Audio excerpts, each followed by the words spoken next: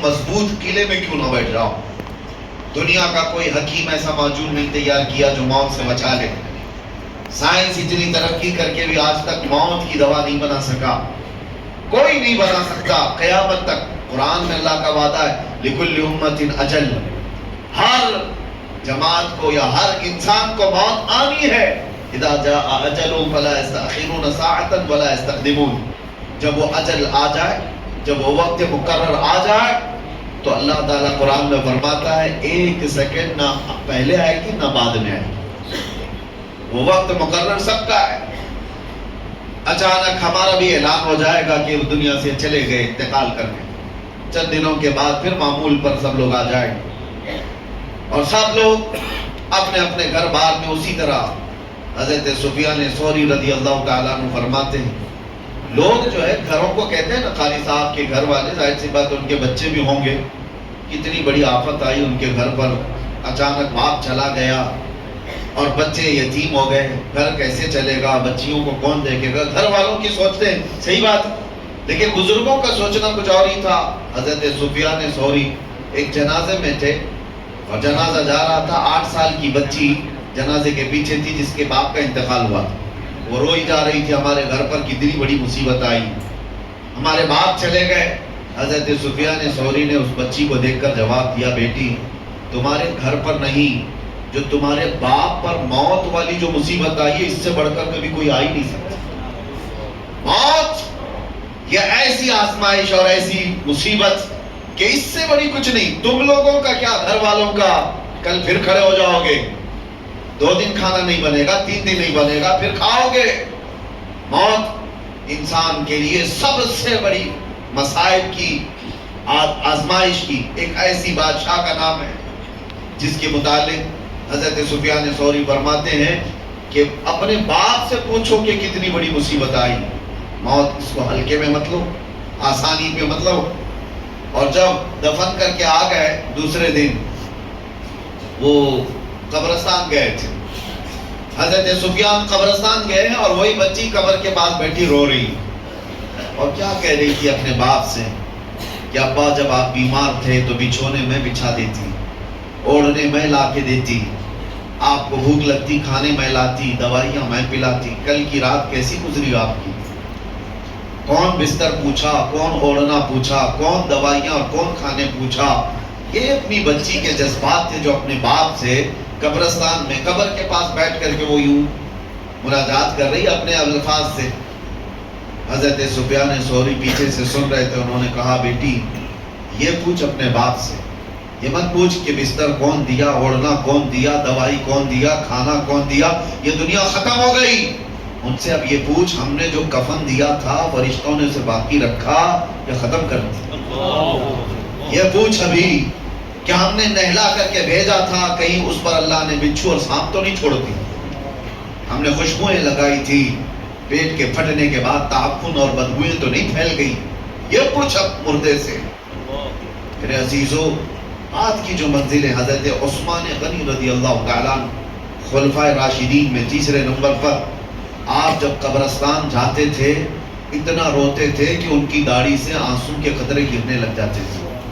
آپ کے غلام وہ کہتے کہ حضرت عثمان غنی سے کہ جب بھی آپ قبرستان کے پاس آتے اتنا کیوں غم کرتے، اتنا کیوں روتے؟ وہ کہتے کہ یہی ایک منزل ہے جس سے بندہ نکل گیا تو سب میں نکل جائے. یہی وہ منزل ہے. قبر کو آج لوگوں نے ہلکے میں لیا ہے. اور ممبئی والوں کا کیا ہے، 6 مہینے کے بعد قبریں کھل جاتی ہیں. تمہیں تو اور بڑی عبرت کی بات ہو. دیکھو نکلنے کے بعد کیسی ہڈیاں وہاں نکلتی. وہ وقت کے بڑے بڑے طاقتور سورما لوگ ہیں، بڑے بڑے پیسے والے لوگ ہیں، جو بڑی بڑی گاڑیوں میں گھومنے والے لوگ ہیں، جن کے گھٹنے سے لے کر ٹخنے تک کی ہڈیاں قبروں میں بکھری ملتی ہیں. جب جب قبروں سے مٹیاں نکالی جاتی ہیں، کیا آپ نہیں دیکھتے سوکھی کھوپڑیاں باہر آتی ہیں؟ وہ کس کی ہیں؟ وہ بھی اپنے وقت کے بڑے بڑے طاقتور لوگ تھے، عمدہ کپڑے پہننے والے لوگ، عمدہ گھروں میں رہنے والے لوگ، بہت بڑے بڑے محلات میں رہنے والے لوگ بھی تھے. ان کے جسم گلا دیے گئے، سب ختم ہو گیا. رسول کریم صلی اللہ علیہ وسلم نے حضرت ابو ہریرہ کو دکھا کر کے فرمایا تھا ایک گڑھے کے پاس جہاں مردوں کی بہت ساری ہڈیاں پڑی تھی، میرے آقا صلی اللہ علیہ وسلم نے فرمایا کہ ابو ہریرہ جانتے ہو یہ وہ لوگ ہیں جو عمدہ سواریوں پر سواری کیا کرتے تھے، بہت عمدہ لباس میں گھوما کرتے اور ان کے کھانے بڑے عمدہ تھے، لیکن آج یہ تعفن کا شکار ہیں، کیڑوں کی غذا بنا دیے گئے۔ یہ انسان کو یہ باتیں اس لیے بتائی جاتی ہیں، اور خاص طور پر آپ سب کو میرے عزیزوں مسلمانوں، کہ جب بندے کو اپنا آخری سفر یاد ہوتا ہے تو غرور اور گھمنڈ میں کبھی نہیں آنا۔ جب اپنے انجام معلوم ہوتے ہیں تو کسی سے کیا لڑائیاں جھگڑے، جا کر کے دیکھو وہ قبرستانوں میں جن کے 40 سال سے باتیں بند تھی، اب تو وہ قریب میں پڑے ہوئے ہیں ایک دوسرے کے، وہاں کوئی جھگڑے نہیں ہے، کسی کی آواز نہیں آتی قبروں کے پاس، یہاں پڑوسیوں کے روز جھگڑوں کی آوازیں۔ یہ اندازہ کر لو کہ جانے کے بعد خاموش سالوں نہیں صدیوں تک شاید سونا پڑ جائے۔ تو یہاں پر ان گھروں میں جو حالات پیدا ہوئے ہیں ہمارے، حیرت کی بات ہے، ہم صفوں میں کھڑے ہوتے ہیں اور باہر جا کر ایک دوسرے کو سلام تک نہیں کرتے، ایک دوسرے کی مسافے بھی ختم ہے۔ یہ جو نفرتوں کی دیواریں ہیں، انسان کو اگر اپنا آخری مقام معلوم ہو کہ سب چھوڑ کر کے تو جانا ہے۔ اور آپ کو بتاؤ، حضرت ابو ہریرہ رضی اللہ تعالیٰ عنہ فرماتے ہیں دنیا کی ایک ایسی چیز ہے جس کو ایکسپلین نہیں کیا جا سکتا، یعنی جنت بتائی جا سکتی کیسی ہے، حدیثوں میں معلوم ہے۔ حضور صلی اللہ تعالیٰ علیہ وسلم دیکھ کر کے آئے تھے، بتائے میرے آقا، جہنم کے مناظر بتائے گئے کہ کیسے کیسے عذابات ہیں، بہت ساری چیزیں، قبروں کے حالات بھی بتا دیے گئے، لیکن حضرت ابو ہریرہ فرماتے ہیں ایک چیز ایسی ہے جس کو ایکسپلین نہیں کیا جا سکتا، وہ موت ہے۔ وہ کیسے انداز میں آتی ہے؟ کیونکہ جس نے چکھ لیا وہ بتانے کے لیے آیا نہیں، جس کو آئی موت وہ دوبارہ آ کر بتایا کبھی نہیں کہ کیسے آتی ہے، اور جو پہلے سے بتایا ہے وہ یا تو پھر بزرگوں کی باتوں کو بتائے گا، ہاں اللہ کے نبی صلی اللہ تعالیٰ علیہ وسلم نے جو بتایا وہ ہمارے لیے یقینی۔ سنیے، موت کے سلسلے میں اس لیے میں عرض کر رہا ہوں کہ قاری صاحب قبلہ کو ان کی جو موت ہے، کچھ ایسی موتیں ہیں جو شوق لگا دیتی۔ ویسے تو ایک شاعر نے بہت خوب کہا ہے، موت اس کی جس کا کرے زمانہ افسوس، یوں تو یہاں آئے ہیں سبھی مرنے کے لیے،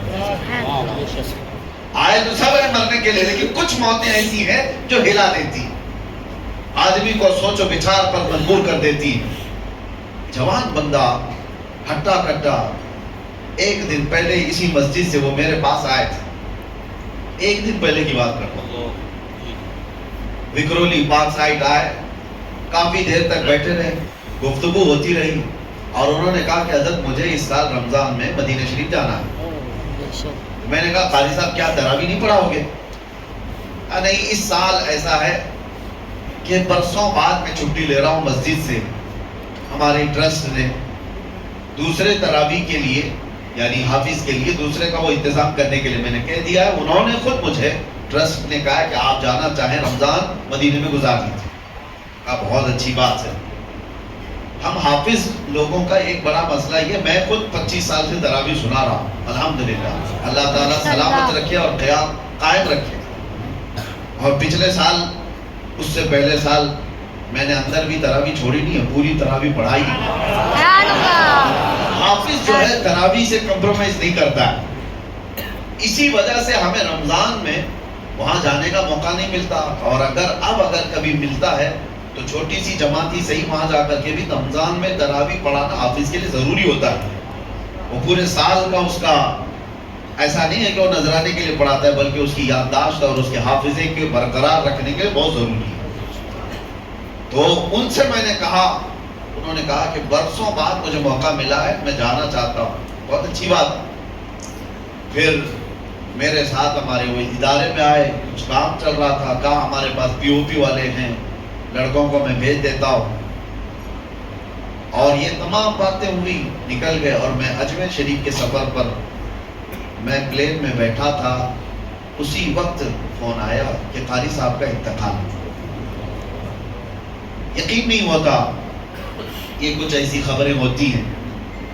اس کے بعد پھر میرے عزیزو، یہ جو شاکنگ نیوز ہوتی ہے نا اس طرح کی ہلا دینے والی، تب بندے کو بہت زیادہ سنبھل جانا چاہیے۔ جو رات کا کھانا ہمارے ساتھ کھایا ہو اور ناشتے کے وقت وہ قبر میں سویا ہو، یہ ہے دنیا بدل جاتی ہے، پوری دنیا بدل گئی۔ ایک شام پہلے جو مغرب پڑھایا ہو اور دوسری شام مغرب میں وہ قبرستان میں سویا ہو، پوری دنیا تبدیل ہو جاتی ہے۔ آج ہم یہاں بیٹھے ہیں، ہم میں سے کسی کو نہیں پتا فجر ملنے والی ہے۔ یہ موت کا معاملہ اللہ تبارک و تعالیٰ نے اس طرح اسی لیے رکھا ہے کہ بندہ غرور و تکبر میں فرعون نہ بنے۔ آج پتہ ہے آپ کو پورے یہودی اور جو نئی نئی ایجادات کرتے ہیں ان کے پیچھے ان کا وقت ایک بہت بڑا، جو میری اسٹڈی کا میں آپ کو بتا رہا ہوں، ان کو کیا لینا دینا ہے پوری دنیا کو، یہ جو نیو ورلڈ آرڈر جو کرتے ہیں کہ پوری دنیا کو گلوبل ولیج بنانا ہے، ایک دنیا بنانا ہے۔ آپ کو پتہ ہے پورے گولڈ کو اپنے پاس رکھنا، اکنامک پوری طاقت کو اپنے پاس رکھنا، بینکنگ نظام کو اپنے پاس رکھنا، دنیا کی ساری حکومت کو اپنے پاس رکھنا، کیوں کر رہی ہے چھوٹی جماعت؟ کیوں کرتی ہے ایک چھوٹی سی جماعت؟ آپ کو پتا سالوں پہلے نمرود کے زمانے میں ایسا ہوا تھا کہ یہی قوم نے پوری دنیا میں ایسی حکمرانی کی کہ نمرود کو یہ بات کسی نے بتائی کہ دنیا کی ہر طاقت تمہیں مل گئی ہے، کچھ بھی کر سکتے ہو تم۔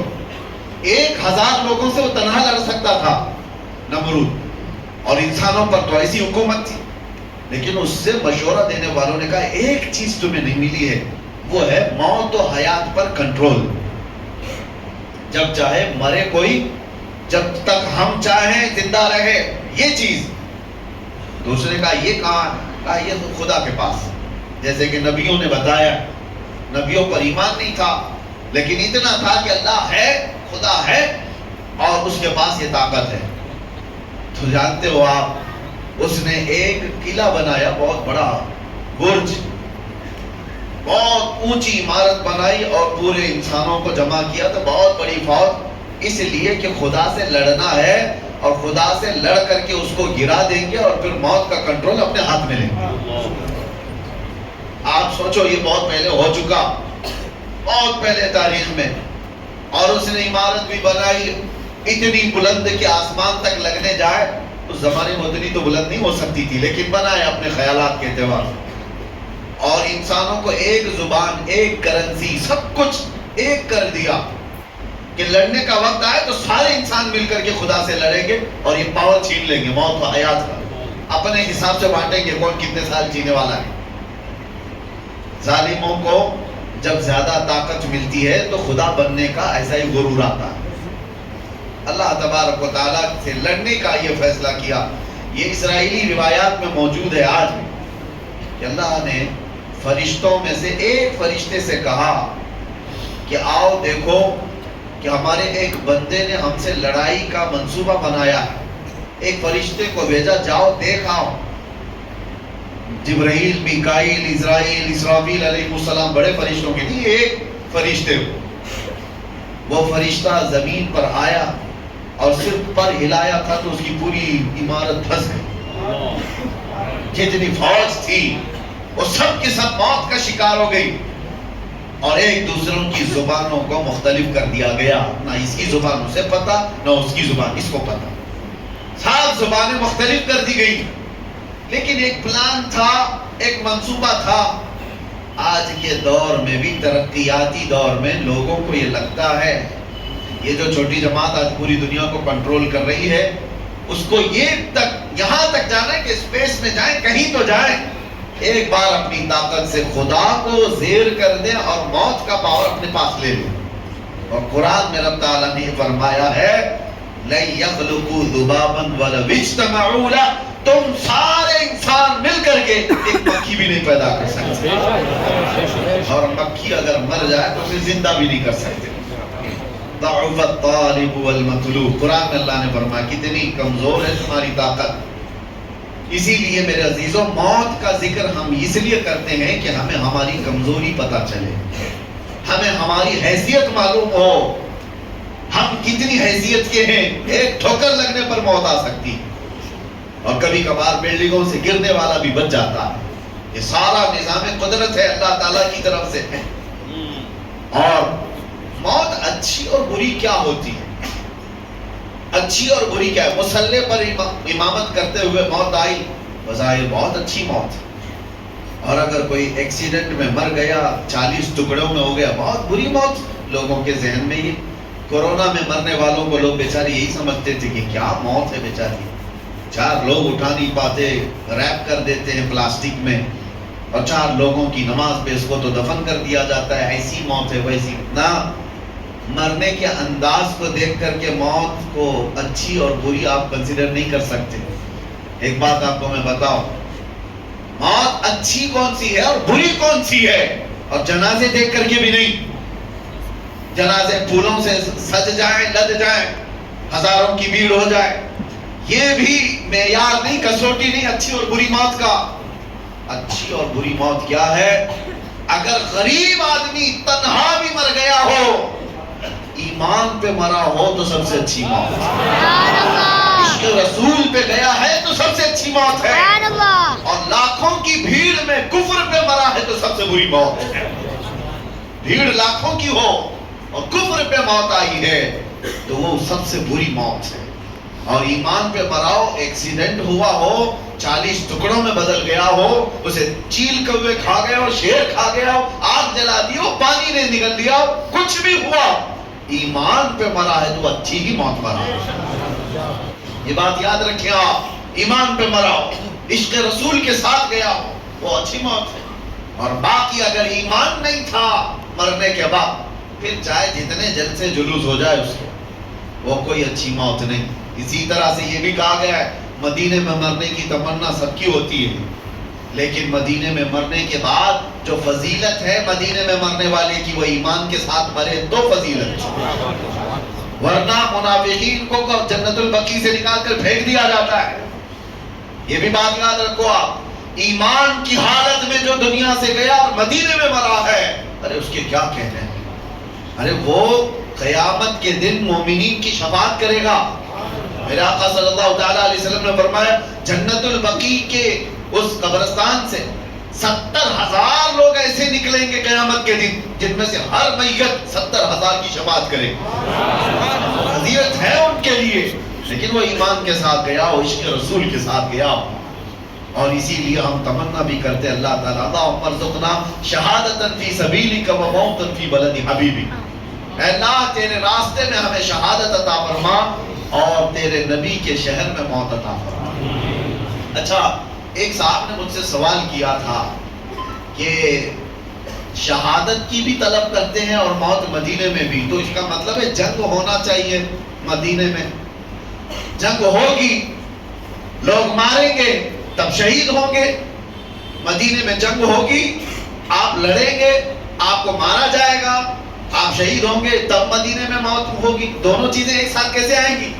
کہ اللہ تیرے راستے میں شہادت عطا کر اور موت مدینے میں عطا کر، اس کا مطلب جنگ مدینے میں ہونا چاہیے. سوال مجھ سے یہ کہا، لیکن میں آپ کو بتاتا ہوں میرے عزیزو، ہر شہادت جنگ سے ہی نہیں ہوتی. جو جنگ میں مر جائے صرف وہی شہید نہیں، وہ شہید حقیقی ہے. لیکن اللہ کے نبی صلی اللہ تعالیٰ علیہ وسلم نے شہید کی اور بھی اقسام بیان فرمائی.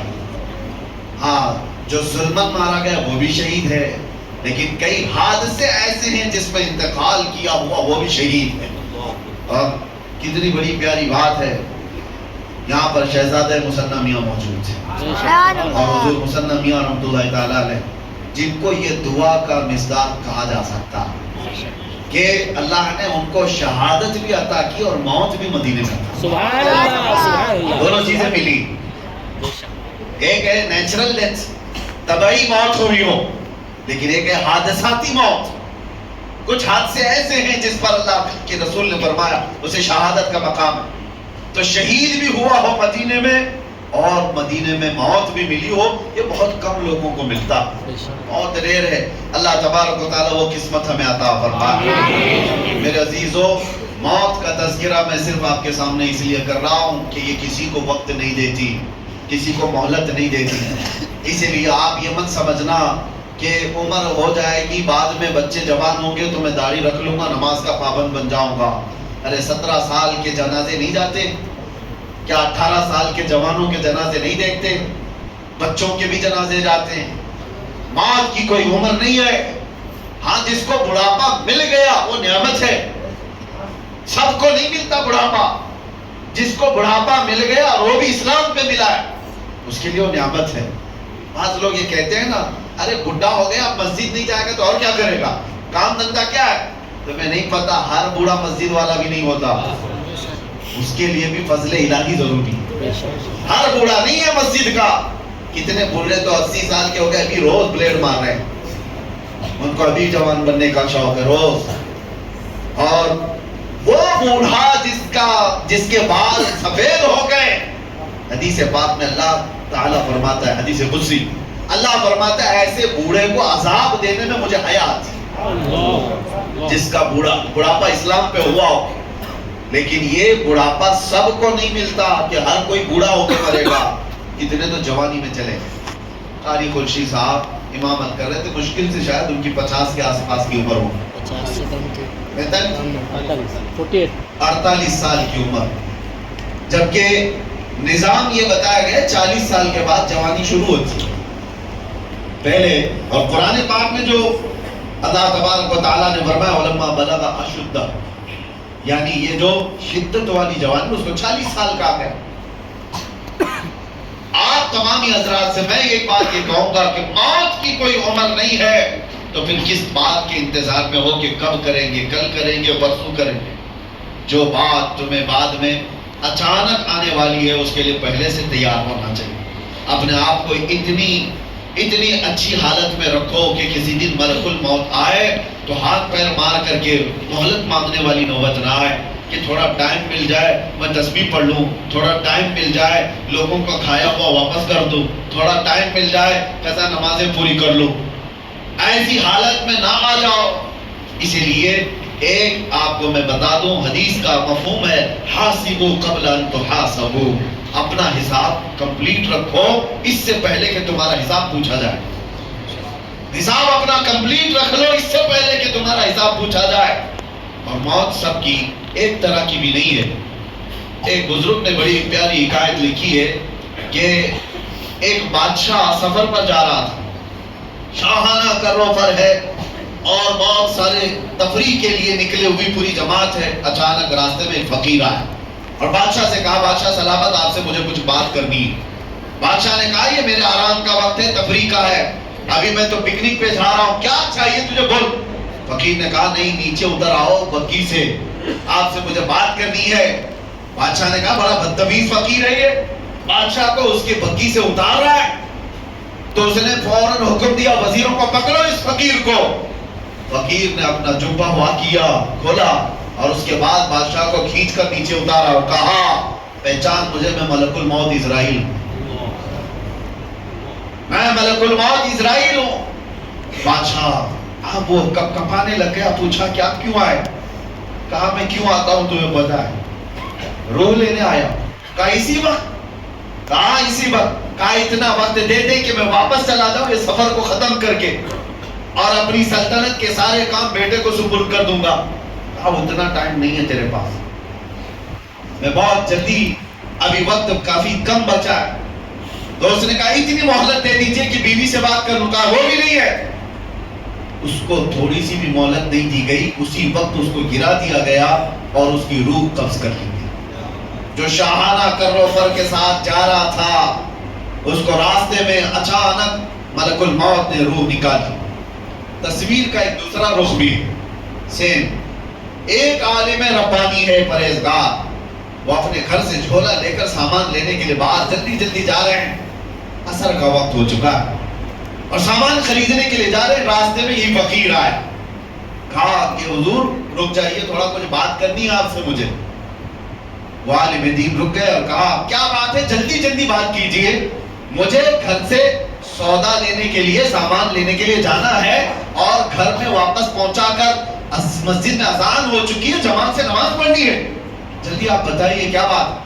فقیر نے کہا آپ نے نہیں پہچانا، میں ملک الموت اسرائیل ہوں۔